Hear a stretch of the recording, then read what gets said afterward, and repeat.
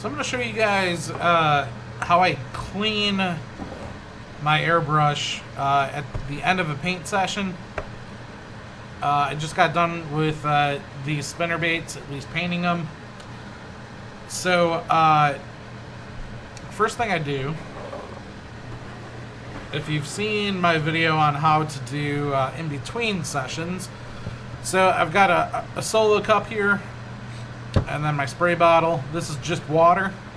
So I do what I normally do between spray sessions, where I just rinse out this cup with water until it's nice.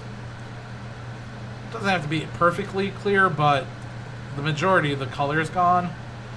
And then I'll stick the nozzle of this all the way down, spray it, and then you have to bring it out. If you don't keep pressure on that bottle when you're down there, it will suck the water back in, and you definitely don't want that. Once things are relatively clear, done with the rinse cup, and then I'll take my I really don't know the fancy name for this, but it's just a spray bottle cleaner thing.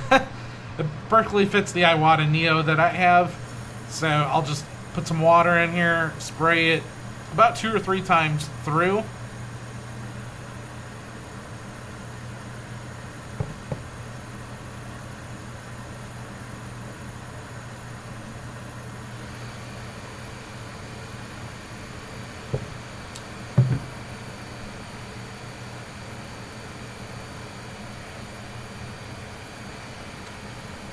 And then I will move on to actually using legitimate airbrush cleaner.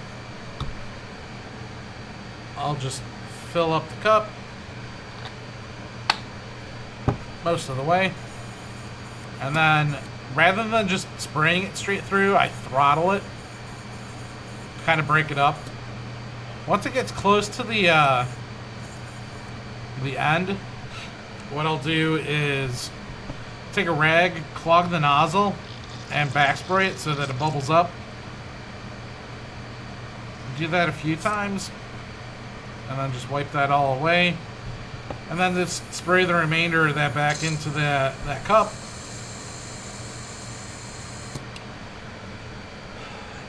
And once I'm done with that, then I go on to a deep clean. Beforehand, I used to just leave it at that, but I found that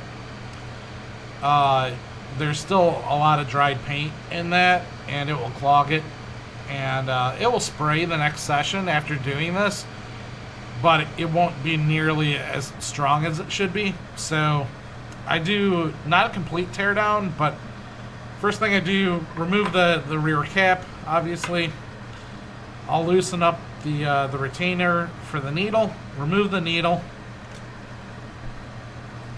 and then I remove spray nozzle.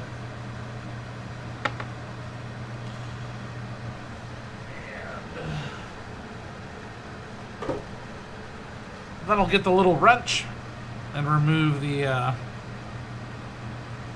actual I don't know what the technical term for this is. The nozzle. I'll remove the nozzle. And then what I do, I've got a bath of the airbrush cleaner that I'll pop the nozzle into, and the small nozzle. And then I'll just set that off to the side to let those soak for a little bit.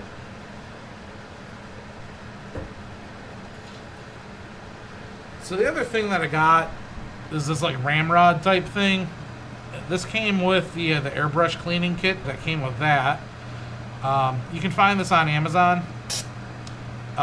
So what I do is I take the one that it's a little loose. This big one, well, maybe, hold on, I might not have the right size here. The one that's supposed to work is the second from the largest. So, yep, that was it. The largest one here kind of fits in there, but it really doesn't. I feel like I'd damage the threads if I used it. So I just use this one and just cram it in there and work it around a little bit. And just break up any paint that's in there.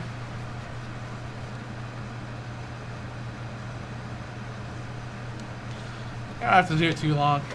Should be good. And then the next thing that I do is I take that same bath, just kind of, I don't know, rinse it that way. I don't know how to, what you would call that technically, but that will get rid of any of the paint that I just broke up. And that does it. And the very last thing that I'll do sometimes is just cram a rag into there, wipe it clean, and then set that off to the side.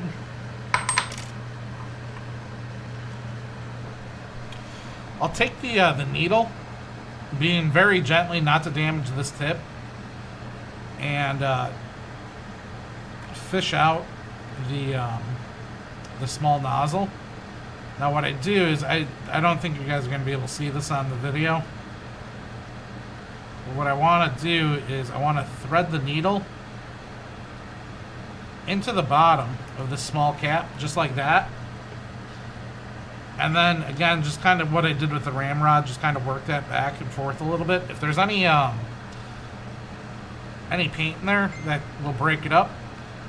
And you kind of want to do that when it's in the cleaner as well.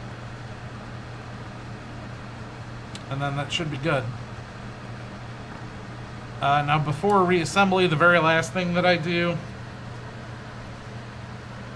again, using that same bath, I'll just wet a rag and then just run it down the needle. And again, being very careful not to damage this needle. These things are extremely expensive. I'll say expensive compared to the cost of a new airbrush. So I think these Iwata Neos are only like 40, maybe 50, 60 bucks. And these needles, from what I've seen, are like 25 or 30. So as soon as I can just see that there's no paint on them, I'll say we're good, and then reassemble everything.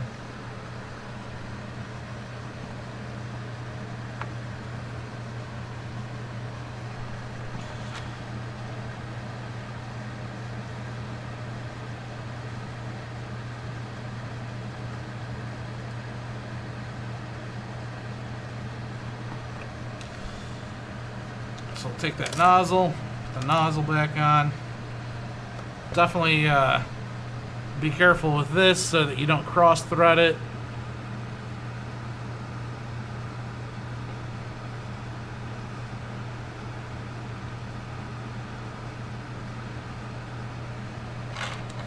Alright, and then once you finger tighten it a little bit, take that wrench and just get it snug. You know, once it's snug, I'm done. I don't want to over tighten that whatsoever.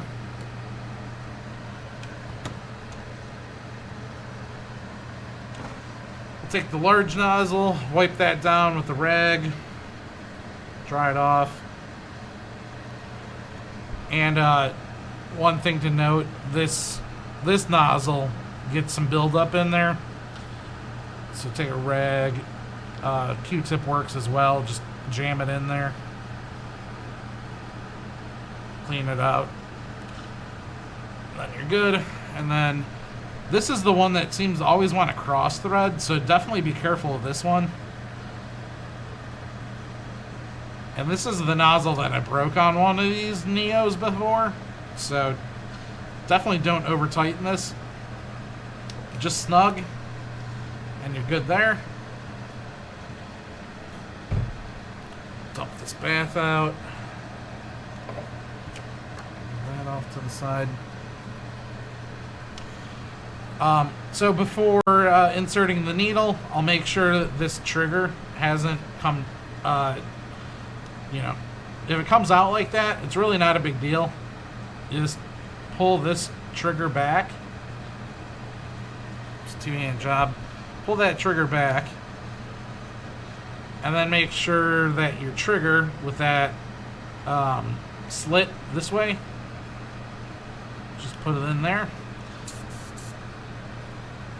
And it's just like that. And then you can thread the needle back in.